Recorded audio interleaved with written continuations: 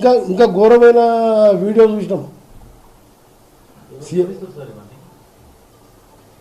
CM గారిది అసలు ఎవరన్నా అసలు నమ్మడం కాదు, ఎవరు నమ్మరు, ఎవరు నమ్మలే. సీఎం గారు అది వేసి ప్లస్ మన సీఎంఓలో మహిళ అని చెప్పి మనం ఓటేసాం. ఇవన్నీ మీకు అది సీఎంఓ గారిది, సీఎం గారి ఫస్ట్ వచ్చింది చూసినా కానీ సెకండ్ వచ్చింది చూడలే, ఎవరో చెప్పింది. రెండోది మన ఇన్ఛార్జ్ మినిస్టర్ మొదటిసారి ఎమ్మెల్యే అది అని చెప్పి నిలమానం మళ్ళీ. నేను చెప్పేది ఒకటే ఏంటంటే మా మీద వేసుకోండి, ఒకసారి మా మీద వేయండి, కొన్ని రోజులు బాధపడతాం. మాకు కూడా భార్య పిల్లలు వాళ్ళు కూడా బాధపడతారు, మా బంధువులు బాధపడతారు, మా కార్యకర్తలు బాధపడతారు. కానీ ఆఫీసర్లు మహిళా ఐఏఎస్ ఆఫీసర్లను చూడకుండా అసలు ఎక్కడ పోతుంది అర్థమవుతలేదు నాకేది. లేదు నా మీద కదా బాగా సీఎం మీద నువ్వు వేసినావు, నువ్వు కాదు. సీఎం గారు పోతున్నట్టు బండి నడుపుతున్నాడు, ఒక ఫోటో వేసి పెట్టిన ఐటమ్. సీఎం వల్ల మహిళా ఆఫీసర్ మొత్తం ఎప్పుడో సీఎం చూసిన మహిళా ఆఫీసర్ సీఎం గారు ఎప్పుడన్నా ఆఫీస్లో మీరు చూసినా ఏం ఐటమ్ అది? నేను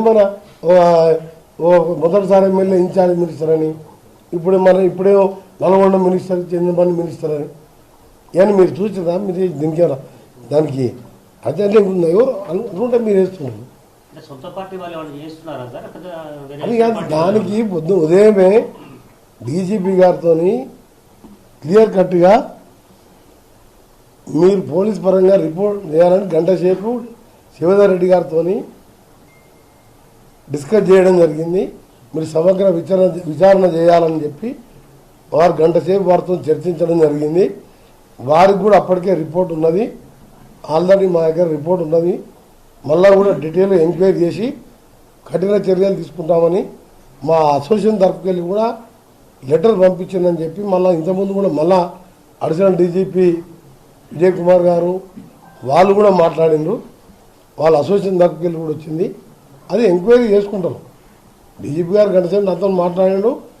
ఆయనకి ఎట్లా జరిగిందో ఆయనకు ఫస్ట్ అడిషనల్ డీజీపీ అంతకుముందు ఆయనే ఉండే ఇంటెలిజెన్స్. నేను మినిస్టర్ అయినట్టుకు ఒక కలెక్టర్ ఉండే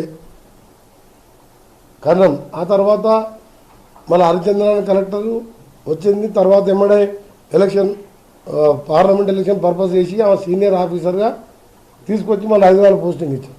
ఆ తర్వాత ములుక్కెళ్ళి ఒక కలెక్టర్ వచ్చింది. ఆ తర్వాత చంద్రశేఖర్ వచ్చింది. ఎక్కడ కూడా కలెక్టర్ పోస్టింగ్ వచ్చి ఆర్డర్ అయ్యి ఆ కలెక్టర్ వచ్చి నన్ను కలిసిందాక నేను టీవీలో చూసిన తప్ప మాకు తెలియదు.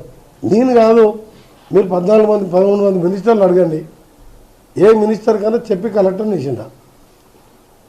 ఈ ముఖ్యమంత్రి కాదు, ఏ ముఖ్యమంత్రి అయినా సరే కలెక్టర్ పోస్టింగ్లో వాళ్ళ జోక్యం ఉండదు.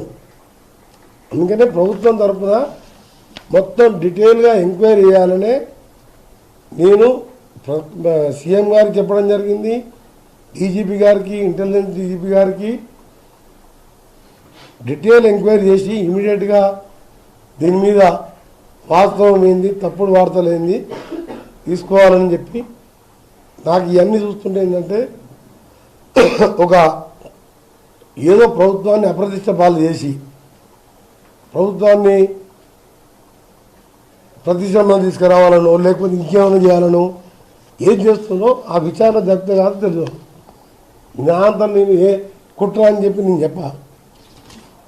ఆ పోలీస్ ఎంక్వైరీలో తేలుతుంది ఎందుకు వచ్చింది ఈ వార్తలు, ఎందుకు ఈ వార్తలు వస్తున్నాయి, ఎందుకు ఈ టీవీలు వస్తున్నాయి. ఒక 20 రోజుల్లోనే మొత్తం కూడా బయటపడుతుంది.